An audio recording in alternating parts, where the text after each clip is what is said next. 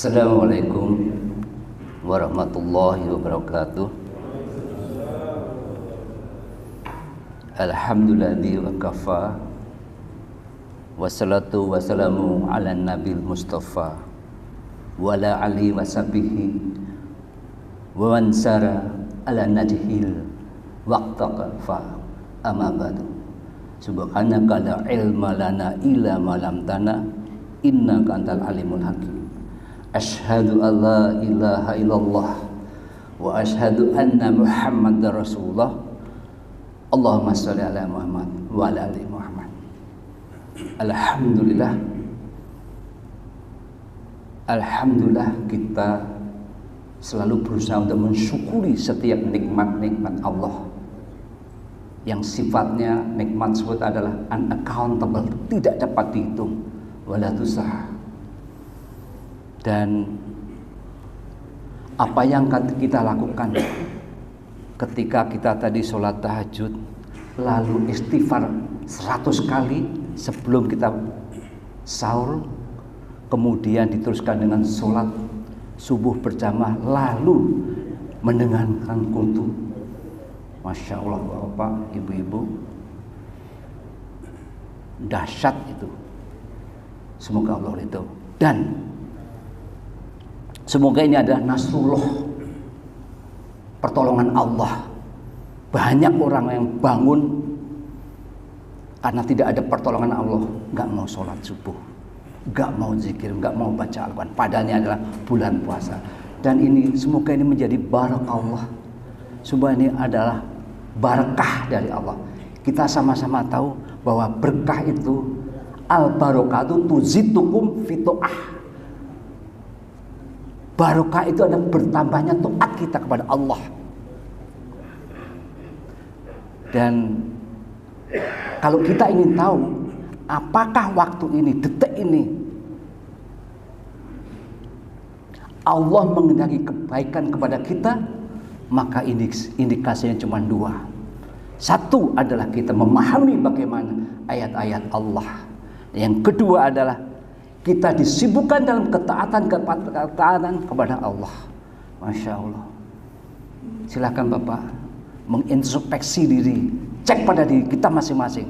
Apakah Allah mengendaki kebaikan sama kita atau tidak? Silakan. Karena Rasulullah bersabda, "Wa man alimatu suktilah ayuskilahu bimalayan fa." Allah tidak suka atau murka terhadap hambanya, maka Allah akan menyibukkan orang itu dalam hal yang tidak bermanfaat. Nonton video, kongko, segala macam yang tidak bermanfaat, useless, tidak bermanfaat. Nah, mafhumul mukhalafahnya adalah, pemahaman sebaliknya adalah, jika Allah sudah senang terhadap kita, jika Allah ridho terhadap kita, maka bisa dipastikan kita akan disibukkan dalam kebaikan, dalam kepastian ketaatan kepada Allah. Silakan cek. Siapapun juga di sini. Dan yang kedua adalah apabila kita difahamkan tentang agama, karena sungguhnya Rasulullah bersabda, "Man yuridillah bihi khairan yufaqihu fiddin." Barang siapa yang Allah inginkan kebaikan padanya, Allah akan fakihkan di dalam hal agama. Paham banget. Itu ada di riwayat Bukhari dan Muslim. Kefakihan Bapak dan Ibu adalah pemahaman yang Allah berikan kepada seorang hambanya, pemahaman yang lurus tentang Al-Quran dan hadis, didasari dengan kebeningan hati dan akidah yang sahih. Karena hati yang dipenuhi dengan hawa nafsu tidak akan dapat memahami Al-Quran dan hadis. Bapak, Ibu-ibu, mari kita cek sendiri. Allah menginginkan kebaikan sama kita apa tidak? Selamat dan salam mari kita aturkan kepada uswatun hasanah kita, Nabi akhir zaman Nabi Muhammad sallallahu alaihi wasallam, juga kepada kerabatnya, para sahabatnya, para salafus saleh, tabiin, tabi'ut dan kaum mukminin yang istiqomah hingga akhir zaman. Dan semoga kelak kita dikumpulkan dengan beliau di kampung akhirat kita kelak. Amin, Allahumma amin. Judul kultum pada pagi ini adalah ada 3 ayat yang Allah tidak pernah terima pengalaman ayat-ayat tersebut sampai kemudian kita menyertakan 3 ayat penyertanya. Masya Allah, ini kita perlu paham. Dan hari ini adalah, kalau nggak salah artinya benar, tanggal 12 Ramadan atau bersamaan dengan tanggal 23 Maret 2024. Dan kita sudah berusaha untuk memenuhi perintah Allah dan Rasul-Nya, yaitu puasa, lalu sholat tarawih dan lain sebagainya. Karena Allah tegaskan di surat Luqman ayat 12, Allah tegaskan, wa may yashkur fa inna yashkur lillah li nafsih. Dan barang siapa yang bersyukur kepada Allah, maka sesungguhnya dia bersyukur kepada dirinya. Ini equal, ini sama dengan in asantum li anfusikum.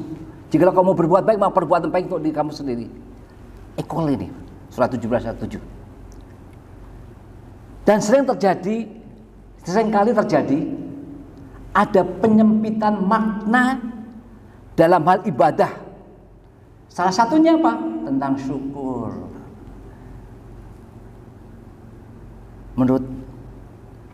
Mungkin ada di antara kita bahwa syukur itu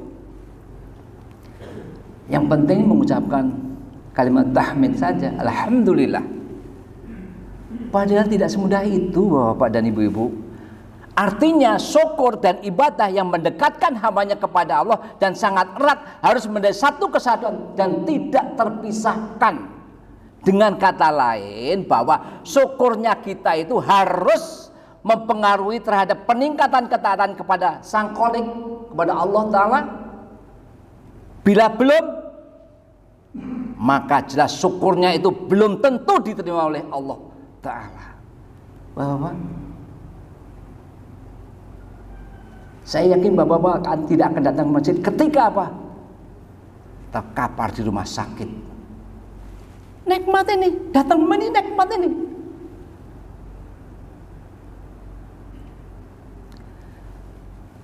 Maksudnya apa? Apabila kita beranggapan bahwa kita telah melakukan syukur kepada Allah Ta'ala, serta menganggap syukur kita akan membuka pintu langit dan diterima sebagai hamba yang bersyukur,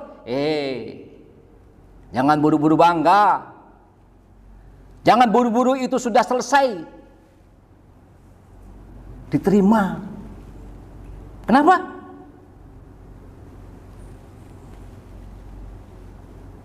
Masyiral muslimin rahimakumullah. Mari kita pahami statement ini. Kenapa syukurnya kita belum tentu diterima oleh Allah Ta'ala? Kenapa? Ketaatan, maksudnya ada, karena walau kita telah bersyukur kepada Allah, alhamdulillah, sementara ketaatan kita kepada Allah tidak ada grafiknya naik, atau orang tua kita bersedih dan meneteskan air mata karena ulah yang kita lakukan, dan itu melukai hati orang tua kita, wallah, demi Allah, Allah akan menutup pintu langit dan tidak akan pernah menerima syukurnya manusia seperti itu. Alhamdulillah saya masih ada ibu saya, dan saya berusaha untuk menyenangkan ibu saya. Ibu saya sudah bed rest.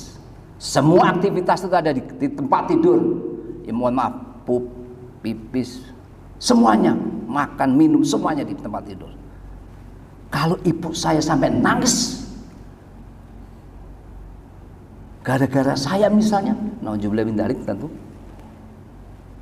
maka itulah syukurnya dari saya tidak akan Allah terima. Kenapa bisa begitu? Karena ada tuzitukum fitoah, bertambahnya ketaatan kita kepada Allah, dan sampai dengan dia mampu membuat orang tuanya menjadi tersenyum karena ridho kepada anaknya. Itulahnya insya Allah kita punya rasa syukur kepada Allah, Allah terima. Dan syukur itu bentuk ibadah juga. Ini berlaku untuk saya terutama. Poinnya adalah sikap syukur yang hanya lip service, cuma di mulut doang, tanpa ada aksi nyata. Mulut bersyukur tapi tidak dibarengi dengan beramal soleh, maka demi Allah akan menutup pintu langit dan tidak akan pernah menerima syukurnya manusia semacam itu. Kembali, jadi syukur tadi itu berkaitan dengan judul ini. Lantas apa yang menjadi dasar atau dalil hal tersebut? Bapak-bapak, di masjid ini insya Allah tidak ada yang namanya ceramah tapi tanpa dalil. Karena omongan tanpa dalil tidak bisa dijadikan hujah dan hanya sebagai dongeng semata. Jadi seperti apa saya katakan ini, barusan saya katakan ada dalilnya. Dan semoga ini tidak menjadi dongeng bagi kita semuanya. Ibnu Abbas radhiyallahu anhu di dalam kitab Imam Az-Zahabi dalam bab Al-Kabair, beliau berkata, "Salasu ayatin la tuqbal wahidatun minha ila makrunatun bil khair minha." Sesungguhnya ada 3 amalan dari 3 ayat yang Allah tidak akan pernah terima pengamalan 3 ayat tersebut sampai kemudian menyertai 3 ayat selanjutnya. Jadi ada 3 ayat Allah tidak akan terima pengamalannya ini kalau tidak dibandingin dengan 3 ayat selanjutnya. Seperti bagaimana Allah tidak terima syukur kita ketika apa? Ketika ibu kita nangis karena sikap dan perilaku kita. Contohnya seperti gini. Nabi sallallahu alaihi wasallam bersabda dari Ibnu Umar, la yaqbalullah salatan bi khairi tahurin. Allah tidak menerima salat yang dikerjakan tanpa bersuci. Maka prakteknya di dalam masjid ini anak-anak itu dipisahkan sendiri. Kenapa? Karena belum tentu saf yang sudah rapi orang dewasa itu, lalu tiba-tiba ada anak yang untuk wudunya belum benar. Nah, oleh karena itulah dari hal itu, dalil pertama dari ayat ini ada 3 dalil, tapi mungkin hanya 1 ini. Insya Allah saya sambung dengan waktu yang lain insya Allah. Jadi, ada 3 amalan itu dalilnya mana? Yang pertama, aqimus sholata wa atuz zakat, dan dirikanlah sholat, tunaikan zakat, dan rukulah beserta orang-orang yang ruku. Sholat, zakat. Sholat bapak, sholat saya, sholat ibu tidak akan Allah terima ketika nanti tidak zakat kita. Bisa juga ini infak, sedekah. Sholat seseorang tidak akan Allah terima sampai orang yang melakukan sholat itu membazar zakat. Poinnya adalah jika ada orang sholat tapi pelit dalam zakat, dalam infak, dalam sedekah, maka tidak akan pernah sholatnya itu melewati kerongkongannya. Karena apa? Karena Allah tidak ada hajat kepada sholat orang itu yang sholatnya tidak menjadikan orang itu berinfak, bersedekah, mengeluarkan zakat. Jadi hati-hati. Kalau Allah yang dasarnya kalau Allah, firman Allah.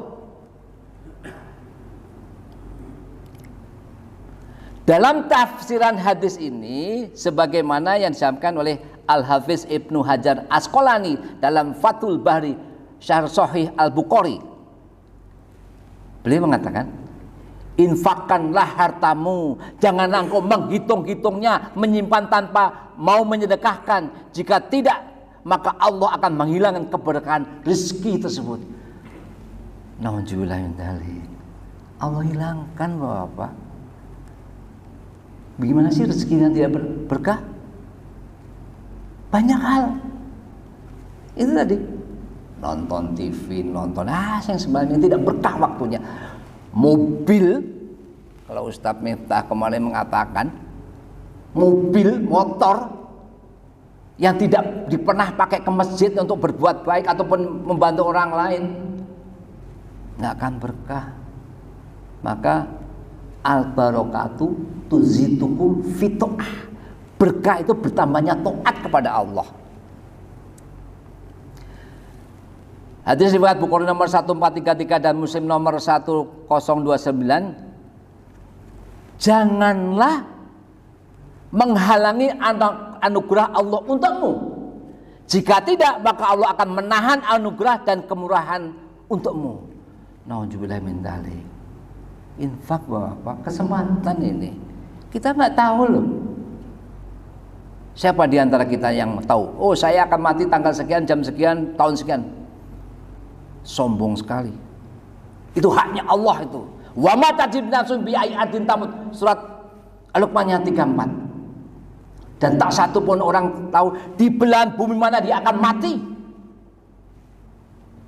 Nah, kesempatan. Ini kesempatan untuk berbuat baik. Hadis di atas memberikan motivasi untuk berinfak. Hadis ini menunjukkan tercelannya sifat bakil dan pelit. Tuh, yang bakil, yang pelit, insya Allah tidak ada di antara kita. Kita orangnya, kalau orang Jawa tuh awehan, ngasih terus gitu. Masyarul mu'minin, masyarul muslimin rahimakumullah. Rajin berderma pada bulan Ramadan dapat membantu orang lain yang berpuasa, orang yang melakukan sholat malam, dan orang yang berzikir. Bapak, mungkin Bapak belum tahu nih. Ada sebagian yang tahu. Saya yakin ratusan orang buka puasa di sini, Pak. Puluhan orang ibu-ibu menunggu santunan buka puasanya. Kemarin 300-an, Pak. Masya Allah, Bapak-bapak, datanglah sini. Makanya sekali-sekali jangan makan di rumah aja, sekali-sekali datanglah gitu, buka puasa bersama di sini. Ratusan, Pak. Tadi dikatakan rajin bertemu pada bulan Ramadan berarti membantu orang yang berpuasa. Orang-orang yang membantu di sini akan mendapatkan pahala seperti pahala mereka yang beramal, sebagaimana Nabi SAW menyebutkan keutamaan orang yang memberi makan buka puasa. Di hadis riwayat Tirmizi nomor 807, Ibnu Majah 1746, Ahmad 15192. Apa kata beliau? Apa kata Rasulullah SAW? Man fatara shaima, siapa yang memberi makan orang yang berpuasa. Pasti ada di antara ini. Pasti ada. Transfer ke rekeningnya Al-Hikmah. 5 biji kali 20.000 100.000. Di sini kan man fatara shaiman, siapa yang memberi makan orang yang berpuasa. Kana lahu mislu ajrih, maka baginya pahala seperti orang berpuasa.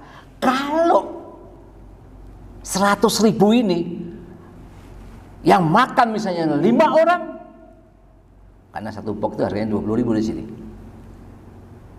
maka baginya pahala seperti orang yang berpuasa. Artinya apa? 100.000 bisa mendapatkan pahala 5 orang. Masya Allah. Apalagi ya Allah, Masya Allah, saya kepada seseorang 100 juta untuk infak, untuk buka puasa. 100 juta Bapak, sebelum Ramadan itu. Saya Masya Allah Bersyukur banget punya jamaah seperti itu. Padi tak kirim 100 juta. Ini buktinya.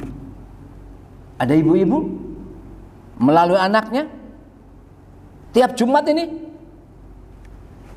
ngasih 1 juta. Ada orangnya di antara kita nih. Masya Allah. Kemudian Rasulullah teruskan, Ghaira annahu la yanqushu min ajris shaimi, tanpa mengurangi pahala orang yang berpuasa tersebut sedikit pun juga. Jadi kita dapat pahala dari puasa mereka, dan mereka yang puasa itu tidak terkurangi sama sekali. Masya Allah. Itulah kalau kita paham yang pertama tadi kan, paham tentang agama. Ini ada ayatnya, ini ada hadisnya. Di bulan Ramadan Allah juga berderma dengan memberikan rahmat dan ampunannya serta pembebasan dari api neraka, lebih-lebih pada malam Lailatul Qadar. Saya ingatkan nih, terutama untuk hamba yang dhaif ini, datangi 10 hari terakhir Bapak iktikaf. Idealnya memang 10 hari terakhir tuh ya mandi, ya makan, ya istirahat, ya apa semua di masjid. Tapi ada juga yang kalong, kayak yang lagi ngomong ini. Karena kenapa? Dapur mesti ngebul, belum siap. Tetap di situ. Iktikaf terus, insya Allah. Kemudian menggabungkan antara puasa dan sedekah ada sebab seseorang dimudahkan masuk surga. Dimudahkan. Siapa yang memudahkan? Allah. Karena masuk surga itu bukan karena amalan kita sedikit itu, karena Allah ridho. Dari Ali ia berkata bahwa Rasulullah SAW bersabda, sesungguhnya di surga ada kamar yang luarnya bisa dilihat dari dalam dan dalamnya bisa dilihat dari luar. Masya Allah. Kalau seperti ini kan kita nggak bisa lihat. Ini bisa lihat. Yang dari luar bisa lihat ke dalam. Ada satu kamar, Bapak. Diperuntukkan siapa itu? Lantas ini ternyata ada dialog antara Rasul dengan seorang Badui. Lantas orang Badui ketika mendengar hal itu langsung berdiri dan berkata, untuk siapa keistimewaan tersebut, wahai Rasulullah? Dalam hadis riwayat Tirmizi, Rasulullah tegaskan, liman atobal kalama, ia disediakan bagi orang yang berkata baik, wada'ama, memberi makan kepada orang yang butuh. Apa? Puasa. Maka sisihkan Bapak entah 20.000 kayak satu ini nggak apa-apa, atau mungkin bawa apa gitu ke sini, tambahin sini buah atau apa, terserah, sok aja tuh, silakan aja. Nama itunya lillah, karena Allah, bukan karena pengen di macam-macam. Kemudian wadama asyama, rajin berpuasa tanpa tadi yang bisa see-through, istilah tembus pandang, diberikan kepada orang yang berkata baik, memberi makan orang yang butuh atau puasa, rajin puasa juga, washolalillahi bilaili wan nasu niyamun, dan melakukan sholat di malam hari ketika manusia terlelap tidur. Ada juga yang tahajud tuh habis sholat tarawih. Bagaimana dengan tahajud? Nggak apa-apa. Yang penting jangan witir, karena witir ada di sini. Itulah dalil yang pertama. Dalil yang pertama. Insya Allah yang dua tuh mungkin for the next step ya, untuk tahap yang selanjutnya atau waktu yang selanjutnya. Tentang 3 amalan dari 3 ayat yang Allah tidak akan pernah terima pengamalan 3 ayat tersebut sampai kemudian menyertai 3 penyertanya. dalam kitab Imam Adzabi dalam bab Al-Ghabir karya Ibnu Abbas radhiyallahu an, dan insya Allah akan diteruskan pada beberapa waktu yang akan datang, bisa jadi kultum di ceramah Ramadan atau mungkin juga seperti ini. Untuk itu Bapak Ibu-ibu yang Allah rahmati, mari kita tingkatkan imtak kita, iman dan takwa kita, dan marilah kita melazimkan doa. Ada satu doa nih yang kita harus lazim kebiasakan. Wa'udzu bika ayata qadwal toni asyatonu indal maut. Aku berlindung kepadamu dari agar tidak disesatkan setan ketika kematian. Itu karena setan itu sampai kita mati pun mau sekali masih dijerumuskan. Mungkin ada waktu yang lain mungkin. Dan marilah kita banyak-banyak membawa bekal, maka bekalnya adalah faina ghairu zati taqwa, maka sungguhnya sebaik-baik bekal adalah takwa. Dan wallahu a'lam bishawab. Al-haqqu mirabbika fala takunanna minal mumtarin. Kebenaran dari Rabbmu dan janganlah kamu termasuk orang yang ragu-ragu. Mari kita tutup dengan doa kafaratul majlis. Subhanallahumma wa bihamdika asyhadu an la ilaha anta astaghfiruka wa atubu ilaik. Assalamualaikum warahmatullahi wabarakatuh.